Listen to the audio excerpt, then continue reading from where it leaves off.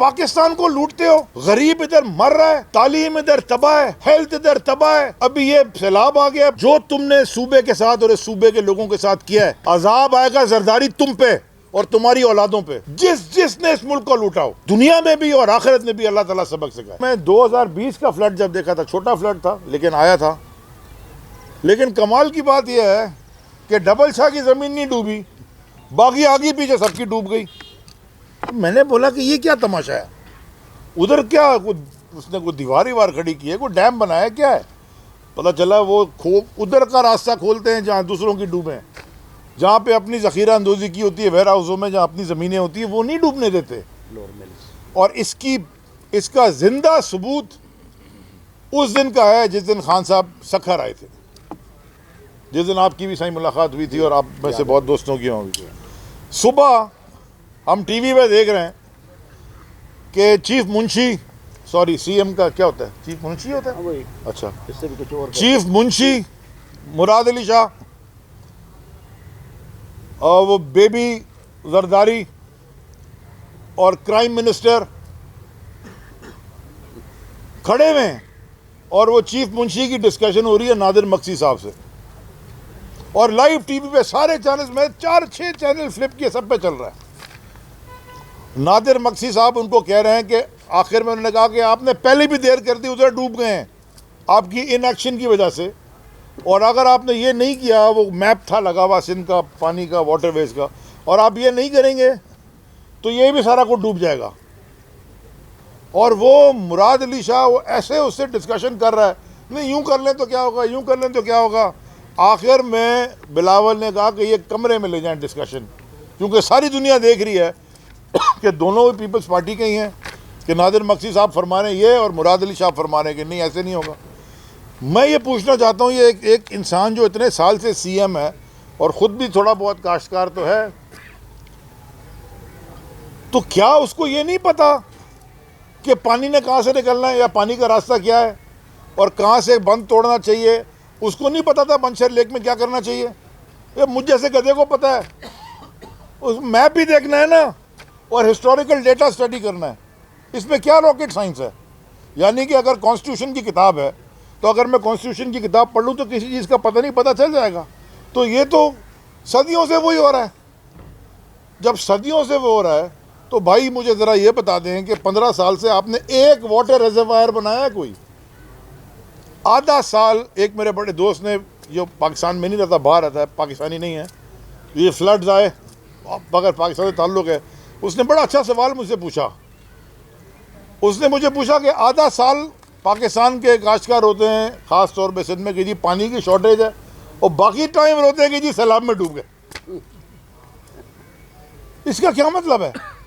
हाँ भाई, कोई लॉजिकल, हर चीज़ की दवा निकलती है। इस दुनिया में कोविड की दवा भी निकली ना, वही कोविड था, सारा पाकिस्तान बंद था, और यहाँ पे क्या कर, एक टीका नहीं ले सके। ये जितने टीके सूबा सिंध में लगे हैं फेडरल गवर्नमेंट ने दिए थे, ये मैं चैलेंज करके कह रहा हूँ, एक इंजेक्शन सिंध गवर्नमेंट ने नहीं लिया। $3 अरब के टीके फेडरल गवर्नमेंट ने लेके दिए, एक भी नहीं लिया। एक बजट आप देखें हेल्थ का, तो आदमी सोचे कि ये तमाशा क्या है। अच्छा, जिसका आपने नाम लिया वो अली हसन जरदारी का, उसको तो अली और हसन मेरे ख्याल में निकाल देना चाहिए, बड़े पाक नाम है। जब कोई काम हो जाए पाकिस्तान सिंध के अंदर 2 नंबरी का, जो कोई कागज उठाओ उसके पीछे उसका नाम लिखा होता है। यानी कि कोई मर्डर हो जाए, ज़मीनों पे कब्जे हो जाए, कोई बड़ा माफिया आ जाए, कोई भी काम हो जाए, कौन था भाई? बोले जी अली हसन। ये है क्या चीज़ भाई? ये कैसा आदमी है जिसको पूरी लॉ इन्फोर्समेंट, नैब, एंटी करप्शन, पता नहीं कौन कौन से इदारे पाकिस्तान के कानून नाफिज करने वाले के, वो उसमें भी आ जाएगा नाम दूध बेचने में, तो वो सारे मिलके इसको नहीं पकड़ सक रहे। ये ऐसी क्या चीज़ है? एक दिन मैं टीवी पे देख रहा हूँ, वो किसी गंदम कम हो गई, 8 लाख टन गंदम सिंध में गायब। 8 लाख टन। ये हमारे एमपीएस बहुत सारे बैठे हैं, मैंने उनसे बोला भाई तुम जाके सवाल तो उठाओ, असेंबली में कि 8 लाख टन को मजाक बनाया है। 8 लाख टन कितने होते हैं पता है आपको? मैं आपको समझाता हूं कितने होते हैं। इनका वजीर फ्लोर ऑफ द हाउस खड़े होकर कहता है चूहे खा गए। असेंबली के फ्लोर पे खड़े होकर वजीर कह रहा है सही चूहे खा गए गंदुम। मैंने कहा ये 4 टांगों वाले चूहे किधर? $300 पर टन गंदुम इंपोर्ट करते हो। कितने की? $300 अ टन। उस वक्त कीमत थी महमूद भाई $250 थी। $250 टन इंटरनेशनल कीमत थी। 8 लाख टन के कितने होते हैं? Do you understand? आप में से समझ है कि आधी लोगों को कि ये 8 लाख टन गंदुम $250 पर टन, इसकी कोई कीमत तो लगा दो कितने। IMF को छोड़ो ना, जरूरत क्या है? 2 किस्तों के बराबर है आपकी। अभी फिर 2021 में जी फिर 5 लाख टन चोरी, खराब हो गई गंदुम। खराब हो गई 5 लाख टन गंदुम। उस वक्त गंदुम पाकिस्तान की गवर्नमेंट ने $330 पर टन खरीदी।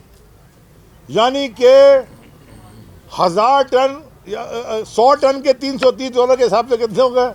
ये 500 टन की कह रहे हैं कि गायब हो गई गंदुम। ये कोई छोटे अमाउंट नहीं है, बिलियंस ऑफ डॉलर्स हैं। वो गंदुम गायब। अभी फिर लगे हुए थे। ये शुक्र है हमने प्रेस कॉन्फ्रेंस की, मैंने, महमूद मौलवी साहब ने और लोगों ने बैठ के 1.1 million tons 1.1 million tons of गंदुम ये लेके अपने बैठे थे वेयर हाउसेज में, और 6.5 लाख टन गंदुम पड़ी हुई थी पास्को के वेयर हाउस में जो सिंध के अंदर पड़े थे। मैंने कहा ये प्रेस कॉन्फ्रेंस करके इन पे प्रेशर डालें, इससे पहले कि ये बोलेंगे ये पानी में ख़राब हो गई। तो अब इन्होंने कोई रिलीज़ करना शुरू किया थोड़ी थोड़ी करके। कीमत अभी भी 120 पे ही है, नीचे नहीं आई।